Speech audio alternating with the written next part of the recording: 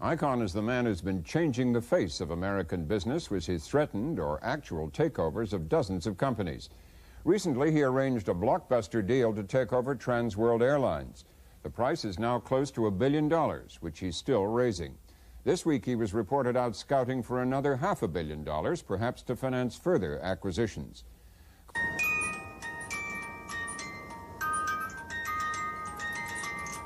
AF gave me this toy plane to commemorate the TWA deal. I don't know what the future holds, but I'm sure it's going to be a fast-moving future with Icahn at the helm. Things are going to happen that before never would have happened in this airline. Icahn is the most worthy adversary I think I've ever faced. The man's business is taking over companies. He works very, very hard at it, and he's very, very good at it. I was once the rich uncle, now he's the rich nephew.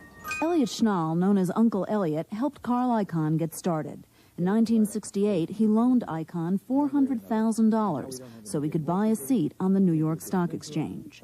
Icahn began with options and arbitrage. Then in 1979, he had a new idea, takeovers. He told Uncle Elliot he was going to start going after undervalued companies.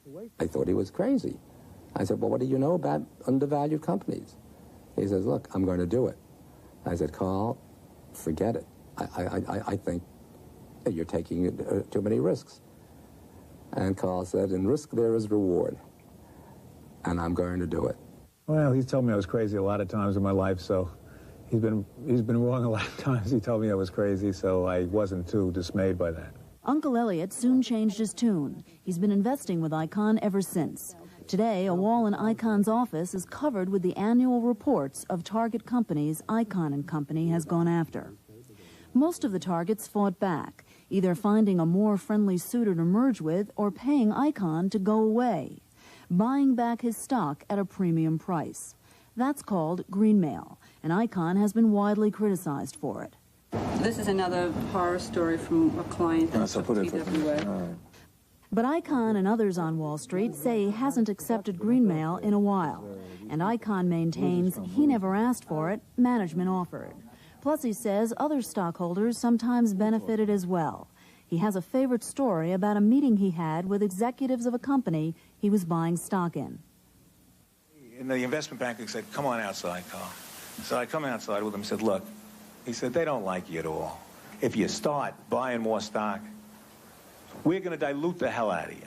He said, now on the other side of the coin, we'll give you don't have the stock too long, we'll give you a $10 million profit to walk away. He looks at me and says, do you want some time to think about it? I said, no, I'll take the $10 million. Icahn & Company has accumulated enough capital now that they don't have to sell back. Icahn's senior vice president, Al Kingsley, is constantly on the lookout for new deals.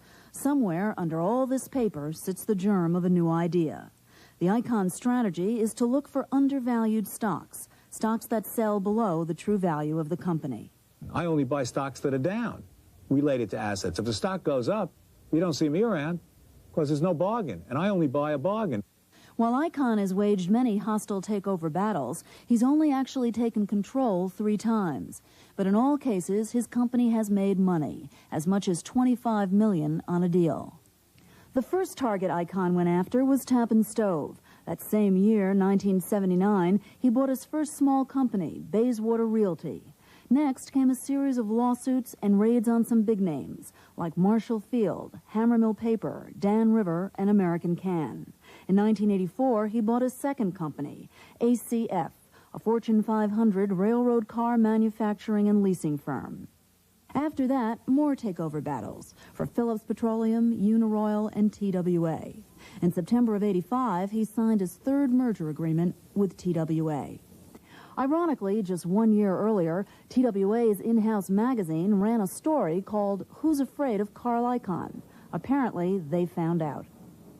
TWA is Icahn's biggest coup. It's the largest international airline serving the North Atlantic. And taking it over helps Icahn change his image from being primarily a speculator in companies to someone who actually buys them. I think his reputation on one level certainly has improved. I think more people see him as a man of his word and as a credible acquirer of companies than perhaps they did a year ago. He has to be considered as a true takeover threat. Michael Zimmerman is a partner at Solomon Brothers, a New York investment banking firm. He's worked on hundreds of takeover deals and recently represented TWA's management against Icahn. Of the people in his business, the people who are in the business of taking over companies, there's no one who is more persistent and more determined in what they do than he is. But determination was only part of it. Icahn managed to get something TWA's management could not get: labor concessions. The unions, pilots and machinists, agreed to approximately 20% in salary cuts in exchange for a small piece of the company if Icahn took over. They wanted Icahn to come in because TWA had announced a merger with Texas Air President Frank Lorenzo. Lorenzo was known for being tough on unions. I think Icahn's done everything he told us he would do. He's never reneged on anything he said he'd do. And he's a breath of fresh air, you see, in the business for us. I really believe that one of the problems in the industry is, and TWA is guilty of this, was guilty of this, that the real high echelon of management, the real top management, don't get into the pits and sit down with these guys and negotiate with them. Icahn spent the summer in negotiations, frequently on weekends and frequently till 6 o'clock in the morning. While investment bankers and lawyers were with him, advising him, Icahn believes his presence kept negotiations going. And if I weren't there to say, wait a minute, fellas, and I go to my lawyers and say, hey, fellas, now come on. This is childish. Will you sit down? I'm paying your bill. Will you get down here? And the lawyer say, okay, Carl, sure. And then I go and I see the pilots, and I say, come on, you're being childish. So you said, the lawyer said this and you said that because, you know, you're working for 18 hours at a time. Feelings get high. But obviously I had a lot riding on this because I wanted him to do it. One man who didn't want Icahn to do it was Ed Meyer, former president of TWA. Carl Icahn had 17 or 18 practice runs before he started in on us. And so it's a very unsettling thing. It's a very time-consuming. It's very emotional, without a doubt. And at the same time, you're trying to run a company. So it's a difficult thing to go through. Good afternoon, Icahn & Company. Despite the emotional difficulties for the management in charge, Icahn says he's helping the real owners of the company, the shareholders, by driving the price of the stock up.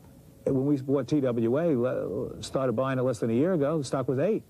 We're ending up paying 24 for it. They tripled the value when we from the time we started buying, so I think the shareholders love the situation. On Bruce's immediate left is Robin Hood, Carl Icahn. I never said I was Robin.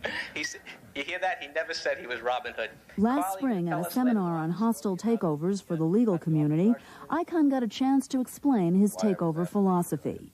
He believes that corporate America should be shaken up, that most companies are poorly managed and have too much bureaucracy, and that frequently accounts for low stock prices. Why is there the great divergence between real value of a company and what it's selling for? Ask yourself, why will somebody be willing to pay $60 for a Phillips Petroleum without management, but only $35 with management? What does that say about management? It's sort of simple. A corporation plus management is worth half of what a corporation is worth without management. Icahn also attacks what he calls the corporate culture, with its perks of jet planes, golf courses, and high salaries. An aristocracy has arisen in this country. It's a corporate aristocracy. Once a man gets to be at the level, gets to be in the corporate suite, it's sort of a nirvana for him. If you try to meet one of these guys, hey, I'll be out of pocket for the next 3 days. I'll be out of pocket. I don't know where they go when they're out of pocket, but they're always out of pocket. Icahn, who is known for being very witty, first complains about executives on golf courses, then switches gears and suggests that maybe it's not a bad idea if they stay there. He further amused his audience with humorous anecdotes to support his thesis. He loves to tell a story about the blunders of a major Park Avenue company.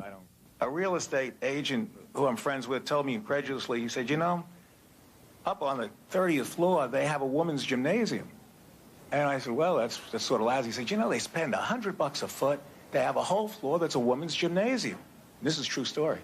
And I said to him, well, you know, it doesn't sound too good, but what the hell, they all do that. He says, no, the point is they have no women up there, okay? He said they did it. Not everyone finds Icahn amusing. Andy Siegler is a spokesman for the Business Roundtable, an association of major American corporations, and the chairman of one of them, Champion International. I'm sure somewhere there is someone that's playing too much golf. But the work ethic and the performance ethic and the pressure to perform in our economic system is very, very, very high. To say that we're all stupid, that we're out messing around, and that these particular individuals who have had absolutely no experience whatsoever of running things, I'm not talking about investing and making judgments, but running things, are making judgments that the company, the management of the larger companies in this country are at, is just crazy. Ed Meyer, the former president of TWA, thinks Icahn's philosophy is a disguise for more fundamental motivations. He's not interested in managing. He's not interested in reforming managers. He's interested in making money. You can tell he likes the game he plays. He's interested in it for that. Part of my values is to make money, and I can't change my values. I mean, some people love art, you know, love to paint. If a great painter loves to paint, well, you can't, what do you do, criticize him because he likes to paint? Well, hell, I was born up with my values to make money. But what makes me happy or fulfilled about it is that I also believe that I'm making money but doing the right thing.